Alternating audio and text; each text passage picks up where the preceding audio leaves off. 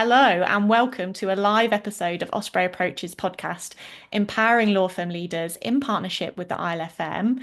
In this podcast, I talk to experts across the legal sector to discover the mindsets, behaviours, skills, and digital tools that are needed to run a successful modern law firm. I'm Amy Bruce, host and marketing director at Osprey Approach. And today, alongside the ILFM audience, I'm joined by Mark Adderley, director at Crow UK. Our guest advises law firms on regulatory compliance and supports them through assurance and SRA accounts rules assignments. He also serves as a council member of the Institute of the ILFM, helps shaping standards and guidance across the legal finance profession. Welcome, Mark. Thank you so much for joining me. Thank you very much for having me, Amy. So, today we're going to be discussing what the 2025 benchmarking data reveals about the financial health and performance of the UK law firms. The report was done in conjunction with Crow and ILFM. We'll be exploring the widening gap between city and regional firms and the key profitability pressures shaping the market. We'll also discuss the behaviours that drive stronger lockup performance, the compliance and risk vulnerabilities firms need to address, how evolving trends like AI and specialist support roles are influencing future readiness. We will leave some time for questions at the end. Pop them in the chat or we'll get to them then to share your thoughts and questions for us both. And also just to note as well, the session is being recorded as previously mentioned. So Mark, let's get stuck in. Let's begin with a stat that identifies a growing gap between city and regional firms. So the report highlighted city firms saw partner profit pools grow by 12.12%, while regional firms saw declines of 10.8%. From your perspective, what's really driving that difference? And do you see it widening further? Uh, Great question, Amy. It's a multitude of factors. I don't think there's one specific thing you can pinpoint that city firms do really well, that regional firms really struggle with. And it's both top and bottom line that firms are getting these pressures. So city firms have got an advantage over their regional competitors, I would say. Their clients are probably slightly less price elastic. They're corporate clients themselves in most instances, and they aren't going to be as sensitive to price rises because they're passing it on to their own customers or clients in turn. Whereas the regional firms tend to deal with slightly more price sensitive corporate clients, or indeed individual clients like you, ILFM members. We are price sensitive. We will shop around. There is a lot of competition. And typically, the most common thing a normal consumer of law will go to a law firm with is a house purchase or sale. And conveyancing really is a tough competitive market. And the regional firms do a lot of conveyancing. So I think that is one of the big causes of the fee levels, perhaps. But then you've got costs. And I think we're all very conscious that costs are increasing across the board. There's pressure everywhere. The recent events have only intensified that. We're looking at things that we wouldn't even have thought about 3 months ago now when they're potentially talking about fuel rationing and hopefully that never happens. But there's a lot of stuff being talked about that's just increasing those inflationary pressures on firms. You've got talent costs are very high for everybody, but city firms are able to attract talent that perhaps they wouldn't have done in the traditional pre-COVID workplace. People wouldn't want to travel into London every day for 5 days. Now, in a hybrid environment, they can work for 2 or 3 days in the city. They're taking the really good solicitors that would have worked in the regional firms and putting them into the city. That is driving up price pressure, and the contest for talent is toughening up. And you have just got headline inflation. Things are coming up. A number of firms signed into longer term energy deals a few years ago. They're coming up to renew probably at the worst possible time because you suddenly got an energy crisis, unregulated energy costs in corporate world. And then leases, people are renewing their office spaces. A lot of people renewed leases on 5-year terms during COVID, perhaps downsized. They're now starting to take slightly more space because they've got more people back in the offices, back working with each other day to day. And also, property prices have gone up, rent prices have gone up, investor yields have increased. And then you've got the obvious as well that does affect everybody relatively equally, I would say. NI costs, IT overheads, insurance, they're all going up. Um, do I see it closing?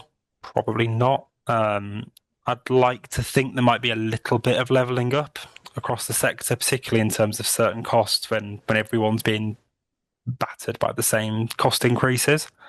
But there is going to be a disparity going forwards, I think.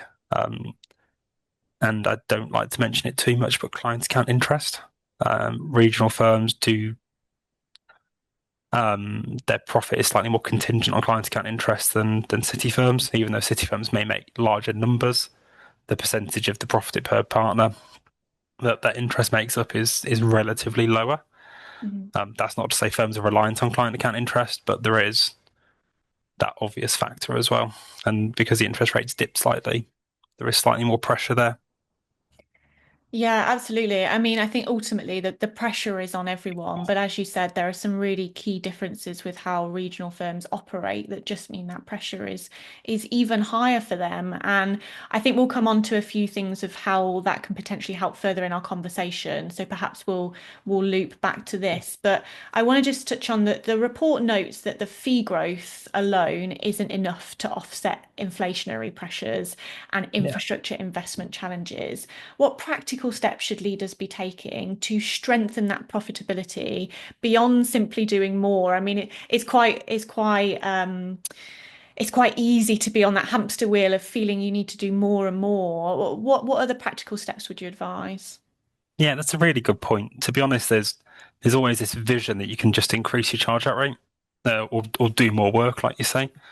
Increasing charge out rates can damage your competitive position in certain circumstances. It may suddenly make a long-standing client think, "I'm going to shop around." So yes, inflationary pressures are necessary, but it's a case of being reasonable, fair, and balanced rather than just simply sticking it on top line with the hope that that will grow your business. And also just doing more work. I've not spoken to anyone in living memory or very recent memory that said, I'm not busy. I think everybody is busy. It's are they good busy? Or are they busy doing things that could perhaps be automated in the modern age? Are they doing things that don't add any value to processes or clients? Um, so a few of my things that I would suggest things, and I'll be talking to clients about as we go forward this year. Um, don't overcomplicate what you're doing. Businesses can become I want to say a lot more efficient. That's perhaps a little bit unfair, but people can become more efficient and more effective by just undercomplicating things, strip out any waste that you've got in the process. And waste isn't always a negative word. It's got a really negative connotation. When you're stripping your business back and reviewing what do we do that adds value to our clients and our people, don't overcomplicate it. First thing I would say, don't make it feel like a cost cutting exercise, either internally or externally. Your people pick up on those things. So if your team suddenly think, oh, we're cutting costs, are we going to be in a redundancy culture soon? Are we going to we're going to be restructuring? That unsettles people, and you can lose your own internal homegrown talent because they're in fear of a job, which is completely understandable. We've all got mortgages, homes, we've got commitments and lifestyles to pay for. But you've got to remember that it's important to make people realize it's stable and you're just doing these things to improve. You're not doing it to cut costs. And clients also pick up on that from the simple things like people not feeling engaged in the service engagement they've got with those team members. But also things like if they suddenly see a higher level of staff attrition, they're going to pick up and think, oh, why are they losing people so often in the conveyancing team or the family team or whatever? And you do run the risk of losing recurring work that way. So, like I said, it's about doing the basics well. Um, I am a big fan of a hygiene factor, and for those not familiar, it doesn't just mean you're telling your people to have a wash. It's the key factors that ensure good compliance and management within a business. And I talk to people quite regularly about building hygiene factors into people's appraisals and their firm governance and management structure. So things like good WIP management, good credit control. One of the key ones for a firm, it's actually accurate time recording. Um, which people don't necessarily think about because they just think, oh, we're doing the job for the client. But if you think a job's costing you £3,000 in WIP and with proper time recording, you realise it's actually costing you 4,000, that is that is a waste that you've identified and you can address. Um, Also, billing people promptly. So, I mean, we're all guilty of it. We're busy. We've done something to help a client, and then we just move on and we think, oh, we'll deal with that when it comes to month end, quarter end, year end. By the time that end period comes, the client's forgotten what you've done. They've forgotten that you really helped them at the time, and they're not so willing to pay for it. But be honest and open with clients and just say, all right, we've done this for you. It's cost us X amount in WIP. We aim to recover it. Y percentage. Can I raise a bill for this and send it over?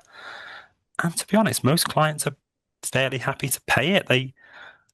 We all know as law firms, we're dealing with professionals. People appreciate the value of time. So they see the time as the product.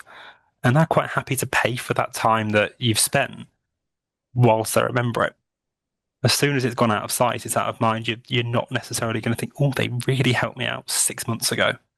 But if you get in while the iron is still hot, you can get in and get that value for the WIP that you've spent. Um, and so building things like that into appraisal objectives, which is probably quite topical given a number of firms have March, April year ends. You'll be coming in to do your appraisals, your people reviews during the next few months. Build some objective measures into things because that, even though it may end up costing you more in a performance related bonus or something, if it's driving better behaviors in your business, the benefit will be greater than the cost as long as it's properly monitored and controlled. But build those objectives in and tell people, I want you to have lockup of X. And it can be specific by department because different teams have different lockup days. That's quite common. But build in appropriate benchmarks that you feel work for your firm and your team and stick to them. And it Mhm. doesn't have to be a very, very hard landing. It can be over a course of 2 to 3 years. Um, and that can just help to drive that better culture and better governance, which all leads to better things for the firm. Um, what Absolutely. I, what I will say, there are specialist trainers out there in the market. I am not one of them, so this is not me pitching for work. But there are specialists that can train your people on how to get the best value for the WIP that they've spent, because a lot of it is never lack of quality. The solicitors that work in firms are very, very good. They do great work for their clients, but they're quite often scared to have a conversation and say to a client, can I raise a bill? So empowering them to be able to have those conversations is really, really important. And I've seen a firm relatively recently saw a pretty healthy upturn in revenue because they're actually realizing their WIP, they were realizing the value of the work they'd done. Mm. So one of the things we do as a firm, obviously we're accountants, not solicitors, we time record chargeable and non-chargeable. So a number of firms don't charge or don't time record non-chargeable work. And that can be quite powerful because it really focuses you to think, oh, this is what I've done in my day. Mhm. And you will actually charge the appropriate amount of time. Even if that doesn't translate into a bill at the end of it, you still know what a job's cost you to do. Mhm. So that can be quite a powerful tool, to be honest. So yeah, good governance and hygiene factors, I would say. Absolutely. Thank you for, I was scribbling notes because I didn't want to forget to come back to anything. Um, Empowering your employees by giving them training to really realize the value is so key. Bill early. Don't let the client forget what you've done for them. Hygiene factors and are linking that to appraisals. So you set the behaviors and the success measures that you really want to achieve and simplify your processes. One of the big tips that we definitely can provide from a tech perspective, and one of the things that we always come across is a lot of the time firms don't know what their processes look like. And actually, it can be really simple as just take a whiteboard, take a pen, and jot down what those flows look like through your processes. You'll be amazed at what you can find and what you can improve in there simply by just being aware. You don't even have to do the work yet. You simply just have to know what's happening. That's always a good tip for us when we're looking to automate processes or better use tech. So thank you for sharing that, Mark. No, We talked 100%. about lockups, I'm just going to bring the conversation to there. So lockup and working capital seem to remain a big focus, with overall lockup days improving ever so slightly from 145 to 138 year on year. What behaviours or processes contribute most to reducing lockup, would you say? And what is stopping firms from closing that gap further? I think we've probably spoken about some of those things. Just to be honest, it's all about good management. It's realizing WIP early. It's having those hygiene factors that allow people to focus on it. So Mm. I've seen instances where firms only really do quarterly management accounts. They don't run monthly accounts, particularly in smaller regional firms. They don't necessarily feel it's necessary, but that means fee earners only review WIP once every quarter. They don't do a hard close. They don't consider every month end as effectively year end. So WIP is floating around for a while. It's not being realised. It's not translating into good WIP. Even if you've got time that gets written off, it's better to write it off early because you're not blindly believing that you've got X amount of time that can be realised and translated into cash later down the line. It's knowing where you stand and having that accurate picture. Um, so I think essentially it's flushing out bad WIP quickly and Mm. realising good WIP relatively promptly. Um, just talking on working capital, one thing we are seeing across the sector, talking to firms of all sizes, is a bit of a drain on cash, and that it's not crisis territory, it's not instability or firms that are no longer viable. It's just there are a number of things that have picked away at cash flow. So we're seeing suppliers are being slightly stricter on credit terms, so actually enforcing their 30-day terms rather than letting you stretch it out to 45. Clients are taking longer to pay. So clients that historically were relatively good payers are taking longer. So they're passing on their own cash flow demands further down the chain, which is no great surprise. It's one of the levers you pull when you're running a business, isn't it? You restrict your outputs and get your cash in quicker. Um, but you've also got basis period reform that's affected firms with an April or a non-March year end, I should say, that are accelerating those cash flow tax payments through cash flows over the next 5 years. So we are seeing a number of firms raising cash through a number of ways because the lockup and WIP management alone can't do it unless it's a particularly WIP heavy firm. So what we're seeing is firms doing capital calls on partners. So they're asking partners to invest more capital into the firm, particularly at junior equity partner level. So the senior equity partners have typically got pretty chunky amounts of cash in the business anyway. But we're seeing the junior partners being asked to contribute a little bit more. But we're also seeing firms doing specific borrowing for specific projects or peaks in cash throughout the year. So firms borrowing to pay their VAT, or firms borrowing to pay partners tax, PII premiums, things like that. And these are typically firms that perhaps haven't done that in the past. They've had relatively static cash balances, but because the several levers have been pulled at once, they've just had to be a little bit more conscious about how they do it. But I always say borrowing isn't always a bad thing. A lot of people see borrowing as negative, as a sign of weakness or a sign of lack of resilience. Strategic debt is okay, and it's acknowledging it as that rather than thinking, oh, we can't touch the overdraft. But it's making sure you're looking at your viability, and obviously from a regulatory point of view, if you do think you've got a cash flow issue, no one wants to go knocking on the SRA's door saying you've got a problem. It's far better to talk to them in advance than it is to tell them after the event. So just keep an eye on that. And if you are a COFA as well, be aware that you've got responsibilities to report to the SRA if you do believe the firm is no longer financially viable. And we're not seeing that. We are not seeing widespread issues amongst firms, but we are just seeing that tightness of cash, as I said. Absolutely. And thank you for sharing what you're seeing. Sometimes that's so reassuring to know that you're not the only one. And it isn't all doom and gloom out there, but it's about, I think, taking that time to really be strategic, as you said. Things have changed. Things we can't operate as we did. So it's about being strategic about how we're going to manage those things. I think your points about lockup in the month end is really interesting. So actually having that point in time to ensure fee earners are reviewing these things and not leaving them around, like you said, having whip that feels like it could realize into something and then actually you're going to write it off anyway. So I think those are really good tips. And I'm sure they form part of the next question I'm going to ask you, which is what do consistently high performing firms tend to do differently? What is it that sets them apart? And we're not talking about city versus regional here. We're talking about regional versus regional, successful versus perhaps finding it challenging. Yeah. Um, it's an interesting question again. I think you've challenged me here today. You're making me think. Um, Honestly, the firms that succeed, and this goes for both city and regional, they're the firms that treat governance and compliance as business critical functions. They acknowledge that support teams are vital to the business. They typically they let fee earners do fee earning and let business people run the business. Obviously, there is an intersectionality. Partners are owners of the business. If you've got director shareholders, they are owners and they've got a vested interest. But they get specialist people to do the right things for their firm. So they will have a head of compliance, they'll have a head of governance, they'll have a finance director.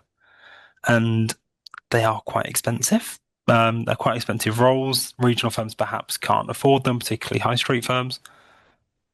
Again, there are people out there you can get a consultant in. People are reluctant to engage consultants because they think they're expensive. Again, they're not necessarily expensive if you use them strategically. So if you get a consultant FD in 2 or 3 days a month, they can come and challenge a firm. They can say, why is WIP increasing? Why is debtor management going out the window?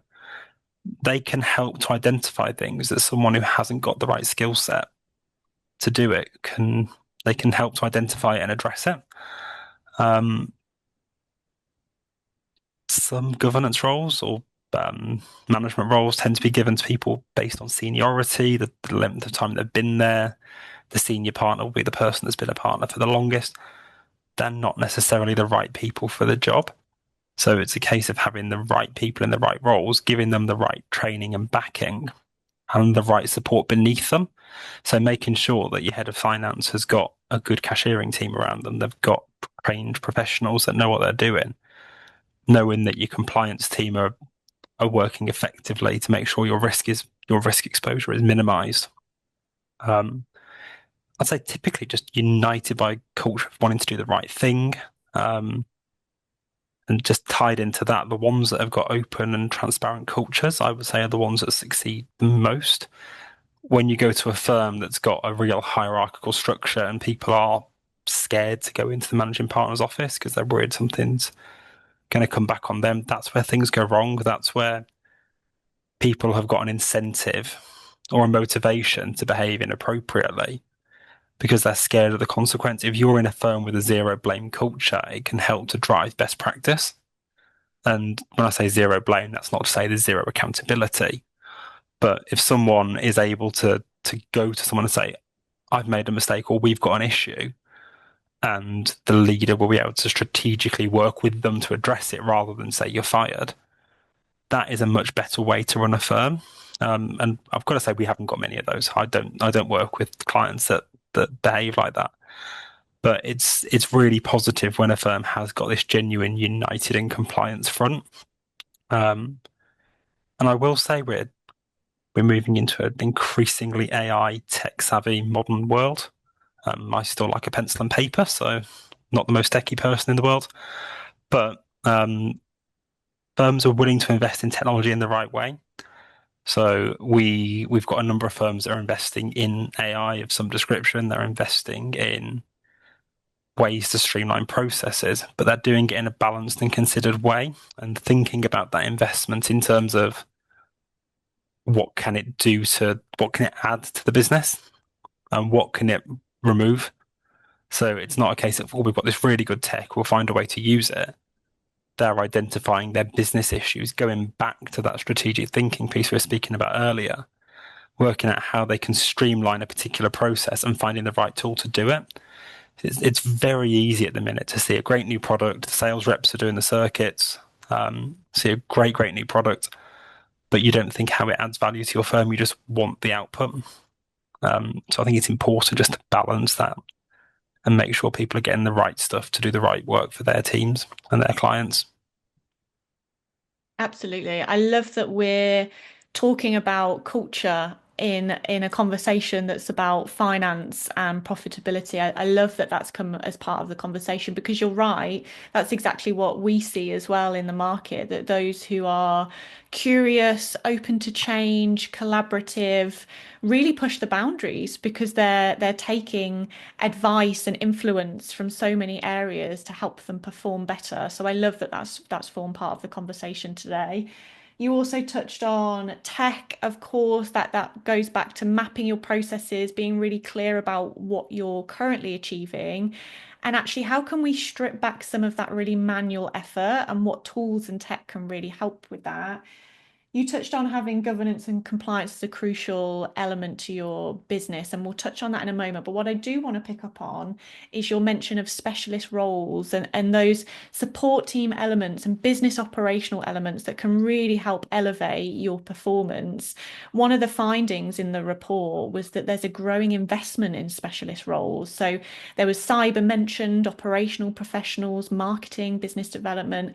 How is that role of non-fee earning support evolving within successful firms? Can you just expand on that a little?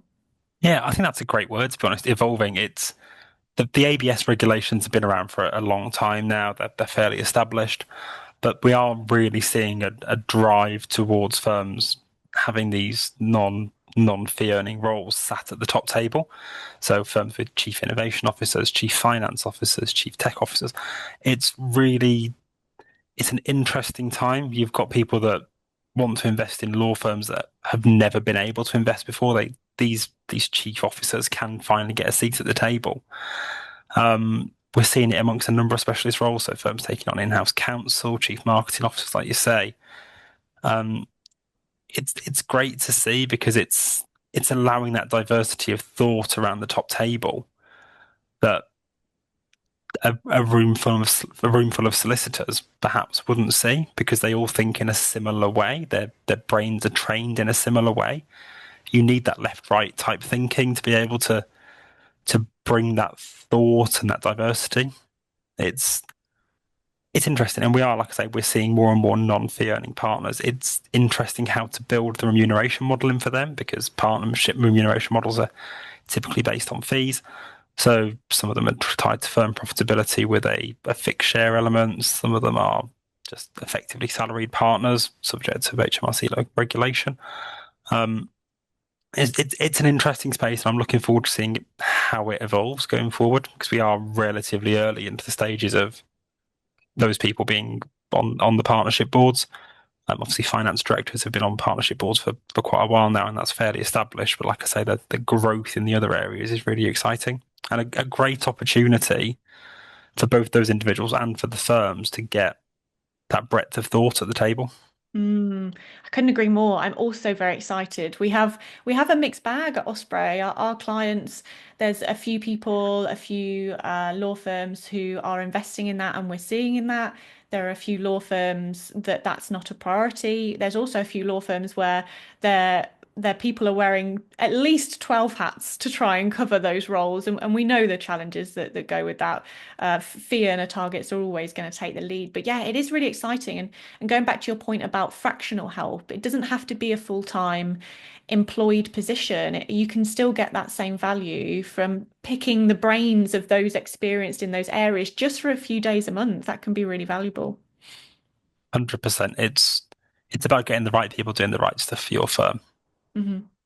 Absolutely. And the smaller firms or firms that feel they don't have the budget shouldn't miss out because of that, because that is where, yeah, things seem to be progressing, which is super exciting. Coming back to your point about compliance and governance, where do you see the biggest vulnerabilities in today's firms? How can leaders reduce those risks around governance and compliance? Um, I think it's probably going to be a fairly obvious answer, to be honest, but cyber tech, that kind of space, it's a huge vulnerability for firms. not one that they are unaware of. Firms are acutely aware of it, often have decent insurance policies in place to mitigate that risk or to deal with the risk once it's happened. Um, but you've got cyber in terms of cyber attack, but you've also got cyber governance in the world of AI. So you've got the risk that the earners start to use AI inappropriately or start to use it to generate court bundles, and then it starts hallucinating and quoting false case law, for example, which we have seen. Um, but also the data governance piece, where the large language models of these AI softwares, if you upload your case bundle into Copilot, ChatGPT, whatever software you're using, if you haven't got the right software protocols and firewalls and stuff going on, you've got the risk that that case data is exposed to the other people using that large language model. And in the most extreme case, your other side solicitors could also be doing the same thing. And they could suddenly put A and B together. And this is all very out there, but large language models are learning constantly, they're evolving constantly. So it's making sure you've really thought about how you're using AI in a firm, and are you using it in the right way, in a controlled way. So I know a number of firms use locked down versions that the data doesn't go anywhere outside of your own firm, which I think is quite a powerful way to use it because it can effectively learn from what your firm does. It can't learn from outside, but also the outsiders can't get hold of what you're doing. So it's making sure you're using it in the right way, I think. And like I say, I'm far from a tech expert. There are far better tech speakers than me out there. Um, but it's making sure that it is commonplace. It's making sure you've got the right protocols in place, and training as well. So I know a number of firms have accreditations. So if you want to be able to use Copilot as part of your day-to-day work on your work machine, you've got to do an annual certification. And Copilot gets removed from your machine if you haven't refreshed that certification within 12 months. Um, and that's just to help that data governance piece, because in reality, law firms have got two really valuable assets that hackers want. They've got client money, which is an obvious risk that everyone's alert to. They've also got client data, which in some respects is probably more powerful, particularly if you're dealing with high profile, high risk, or sensitive clients. The data is possibly worth more to hackers than the client money. So it's making sure you understand what your system is capable of, what could happen, and doing that regular penetration testing, the regular risk register review to see what could go wrong. Yeah, I mean, again, I love that we're talking finance and profitability, and yet that whole piece, you can't be successful or compliant without having that surrounding infrastructure, cybersecurity, data protection element to your business plan. It doesn't matter what you're doing on the ground. Obviously, SRA guidelines and rules, I'm sure that's what we expected you to say. That's all basic. That's all the fundamentals. It's actually this stuff that gets forgotten about, that with the increasing use of tech tools and AI is super important. So I'm glad that that's part of this conversation today. Gosh, we've touched a bit of everything. I Um, know it's been busy, haven't we? so, and slightly off topic, but I don't know if anybody's watched Hannah Fry's documentary on AI. It was absolutely fascinating, some of the things she's come across. Also slightly scary, nothing to do with law or tech or anything like that. Totally personal AI stuff, but I'd recommend her series. It was really good. Um, Finally, what's one piece of advice you would give to law firm leaders and the ILFM members here with us today who want to use the benchmark findings to drive meaningful improvement in 2026? Um, I would say take it with a pinch of salt. Benchmarking is a great tool. It doesn't fit every single firm, so don't suddenly think that we're 3 percentage points behind our average competitor. That may be because your firm does a slightly different type of work. One of the favorite things I have conversations with clients about is interest, because financial statements are obviously public record for larger firms. They file sets of accounts that show the client account interest figures. They get very excited that another firm has earned a lot of money and they haven't. Um, they don't necessarily appreciate what's going on with that firm. So You could have a firm that does a lot of corporate work that doesn't actually hold much client money, but then you've got a firm that does a lot of rescon that holds client money for a very short period of time. So you're making sure you're comparing apples with apples and taking it with a pinch of salt relative to your firm. Um, but in terms of how to use benchmarking effectively, sit down and have honest conversations around the board table. So send the benchmarking reports around to people and say, where do you think we can improve? Don't focus on the bits that you do particularly well. It's human nature. We'll get a report where it says 60% of things we're tracking ahead of our competitors. And we'll give ourselves a really good pat on the back, probably go out for a partner's lunch afterwards and say, right, we're doing really well. We're doing really, really well, team. It's very easy to not focus on the 40% that you're tracking behind. So, and even where you're tracking broadly in line with competitors or firms, I wouldn't say focus on that. If you look at where you're tracking seriously behind competitors, there's probably some easy wins sat in there. So if your debtor days are phenomenally lower than someone else, that's great, take the win. But if your lockup days are a lot higher, that's when you need to look and think, what's going on? How can we get an easy win out of this? And like we said right at the start, it's not about revolutionizing the whole suite of systems or processes. There's quite often a number of wastes that can be driven out that will help to boost efficiency and process quite easily. So don't focus on the last 5% of something. Get the 95% that you can do relatively easily, is what I Mm-hmm. would say. Um, and talk, obviously subject to professional confidentiality and competition rules and things like that. But talk to peers. We talk to a number of people at networking events. We host roundtable events ourselves, and the openness around some of those tables, if they're operated under the correct protocols, it's great. It's really refreshing to see people be honest because you are in the same space. You're going to be coming up against the same problems, the same issues, the same challenges. It is good to talk, and it's good to talk through networking forums, through meetings like this. It's good, and like you said earlier, it's good to know we're all in it together. It's not Mm-hmm. just one person struggling with one thing.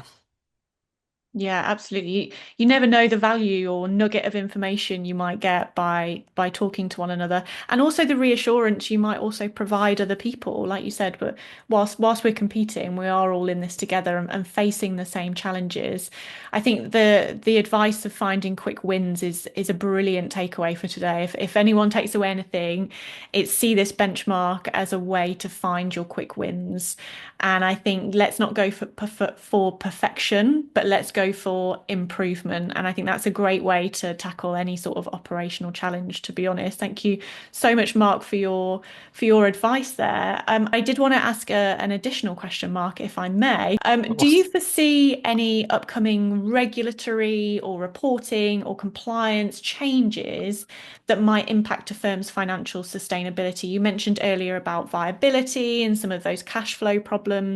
Is there anything you foresee in the future that also may have an impact? The regulatory, you've got the Ministry of Justice's consultation on client account interest, which closed to responses a couple of weeks ago. That's ongoing. That could dent some firms' income interest Mhm. from interest income. Sorry. In terms of accounting updates, there is an upcoming change to FRS 102, which is going to mean that leases need to be brought onto the balance sheet. So that is going to cause some challenges, not necessarily viability challenges, but it's going to mean that leases are going to be spread across the length of the lease on the balance sheet. So it could cause some challenges with partnership distribution with that. So that could bring some challenges to law firm leaders when you're trying to arrive at an equitable solution for profit shares. You've also got some income recognition points on the horizon with FRS 102. So it's just reading what's out there, be alert to the risks, be alert to what's changing. But yeah, it's an exciting time to be in a law firm. We've had a few years of relative stability, so it is an exciting time to have a few challenges, I think. Yeah, absolutely. Watch this space for everyone on this call. Thank you so much, Mark, for joining me today and sharing your expertise and guidance. I really appreciate your time. Thank you.